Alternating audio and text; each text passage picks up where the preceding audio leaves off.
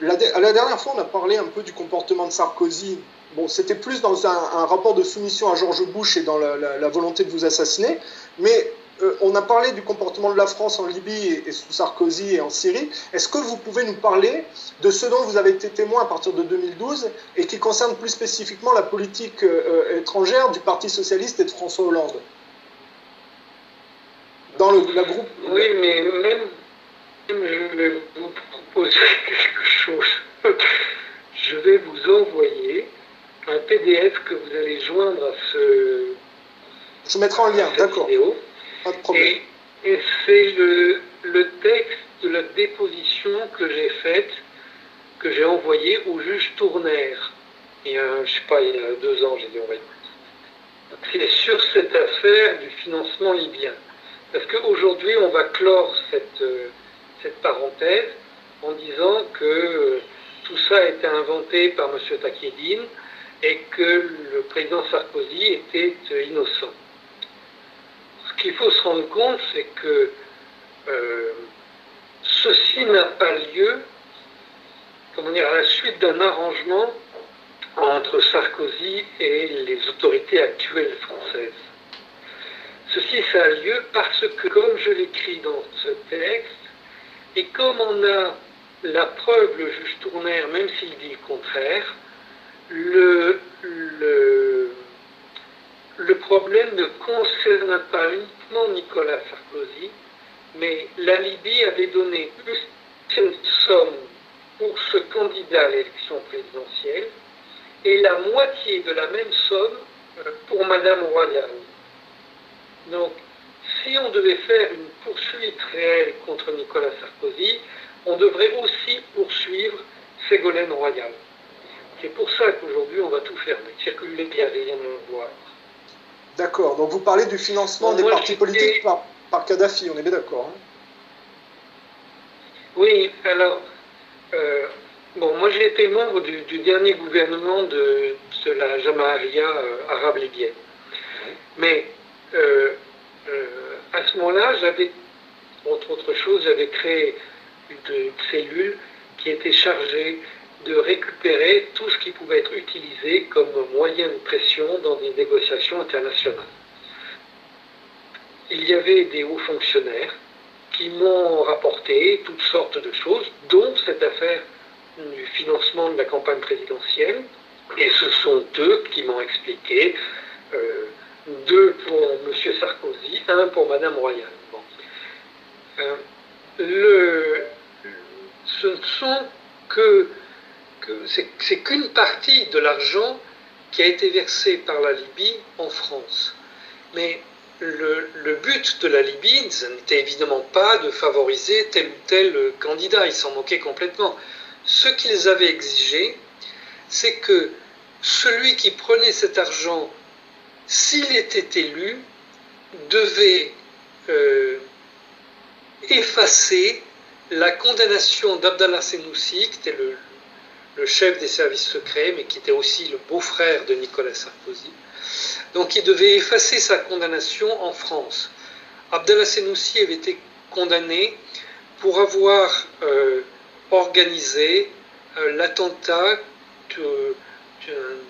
d'un avion, le TWA, ça avait provoqué de très nombreux morts pendant la guerre du Tchad. Et la Libye disait, ça c'est un acte de guerre, ça n'est pas du terrorisme, c'était un acte de guerre, il y avait des gens qui étaient visés, etc. Bon, et donc, vous ne pouvez pas rendre responsable une personne d'un acte de guerre. Et c'est tout à fait logique, hein, ce point de vue. Donc, je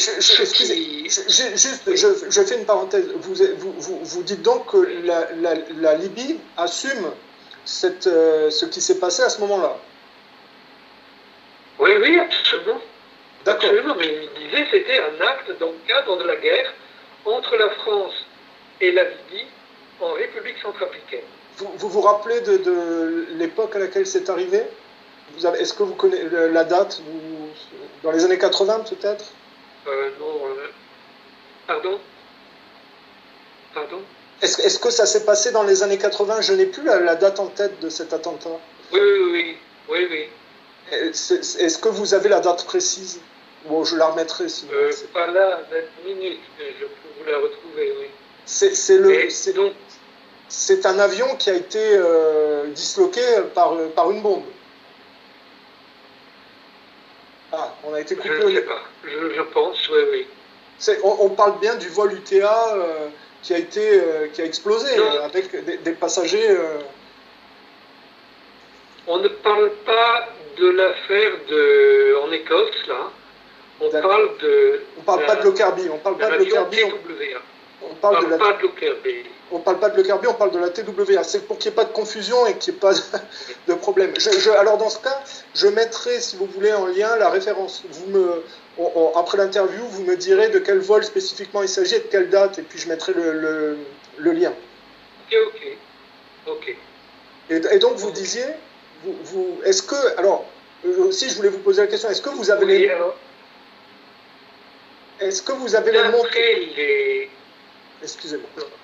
D'après les Libyens, Nicolas Sarkozy et Ségolène Royal, les deux, avaient pris l'engagement d'effacer la condamnation d'Abdallah Senussi.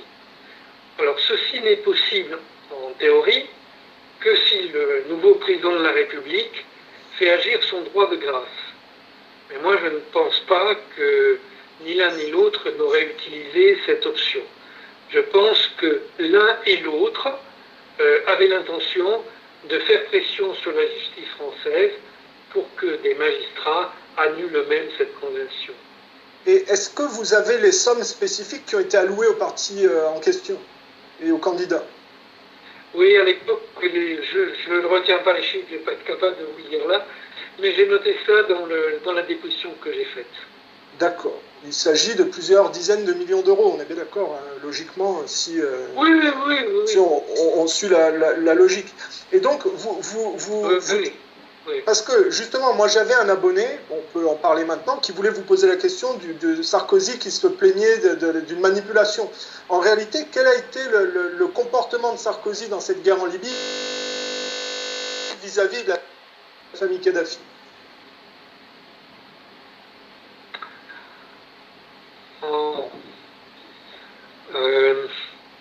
D'abord, Nicolas Sarkozy avait reçu l'invitation de passer à la guerre venant de Madame Clinton. C'était, elle disait, la stratégie du leadership par l'arrière. Donc on va manipuler le Royaume-Uni et la France pour qu'ils rentrent en guerre. Donc il y a eu en novembre 2010 un traité qui a été signé par Nicolas Sarkozy et David Cameron à Lancaster House, qui prévoyait de mettre en commun les forces de projection, c'est-à-dire les forces d'infanterie coloniale, c'est ce que ça veut dire. Donc ce traité avait des annexes qui ont été gardées secrètes, mais l'une d'entre elles est connue puisqu'elle prévoyait un très grand exercice un exercice de guerre entre les deux armées, et la date choisie pour cet exercice, c'est la date exacte du déclenchement de la guerre en Libye. Donc en fait, quand on disait qu'on allait faire un exercice, c'était simplement que l'on prévoyait d'avoir mobilisé les personnels pour ces actes. Donc c'est très clair, cette affaire a été préparée. Et il y a par ailleurs toutes sortes d'éléments qui montrent que l'OTAN a commencé à préparer cette chose-là dès 2005. Mais peu importe. Donc la France a essayé de livrer cette guerre en tirant le maximum de profit. Elle espérait pouvoir continuer à exploiter le pétrole en Libye, qu'elle exploitait déjà, mais plus de pétrole et à des conditions plus avantageuses. Rien de tout ça